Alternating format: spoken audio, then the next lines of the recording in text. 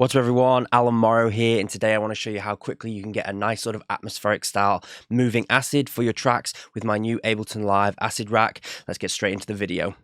Okay, so what we have here is the Acid Rack. There's a version for 10 Suite and 11 Suite. You do need Suite to use it, but if you'd like to check that out, you can do that on the website. This is the 11 version. The Ableton 10 version is slightly diluted due to the capabilities that you get in 10 versus 11. But what I've got here, this is the initiated preset. I'll just let you have a little listen to it, and I've just got some MIDI here at the moment just to sort of show you how this would kind of work and how quickly you can create a nice sort of acid for this sort of track. So this is the initiated preset. This is the just sort of backing context that I've got for you to kind of show you in context. Right, so what I would do here is I'm going to bring the glide down and the drive right down. I'm going to bring down any distortion or anything like that. I'm going to bring the frequency up because what I kind of want is one of those really kind of like delicate style sounding acids. These are great for stuff like building tension, mini breakdowns, going into your actual breakdown. What I'm going to do here is I'm going to show you like how to get that sort of delicate sound, and it's just kind of there running in the background. You know, you can have them as prominent as you want, but for the purpose of this tutorial, they're kind of like delicate sort of acids that are kind of constantly evolving. So what I'm going to do is I'm going to find the frequency that I want. Let's just play this. So something a bit like that. Let's bring the resonance up a touch more. Bring the decay down a little bit, and some delay and reverb.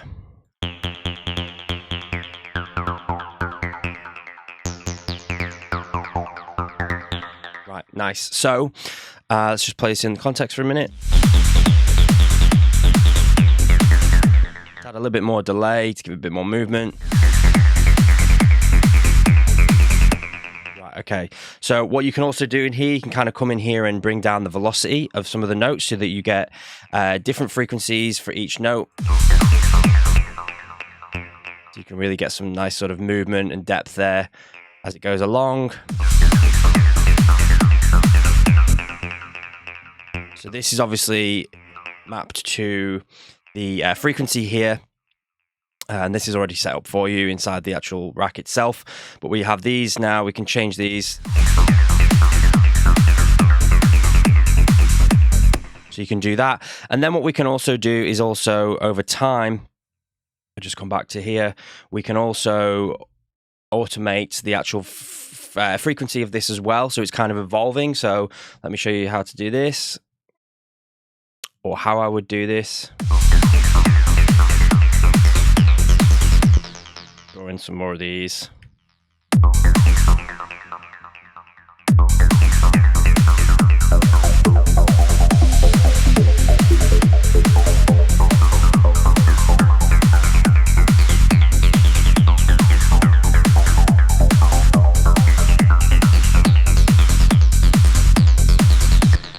Nice little bits of ear candy there. I'd probably have it a little bit quieter than this personally. I'm also just going to add a little bit more reverb and delay, I think. I'm just going to bring it down a touch.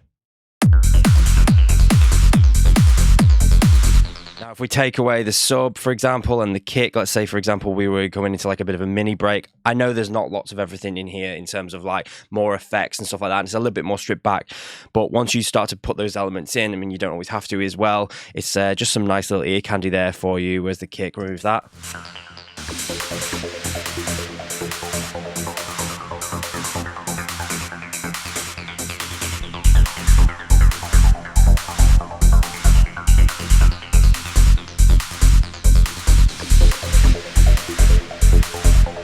There's just a nice little bit of ear candy there for your tracks. I hope you've enjoyed the video. If you have found value in this, then be sure to hit that subscribe and notification bell. And if you'd like to support the channel, you can also do that over at alanmorrowstudios.com, or you can now hit the new super thanks button to show your support that way too.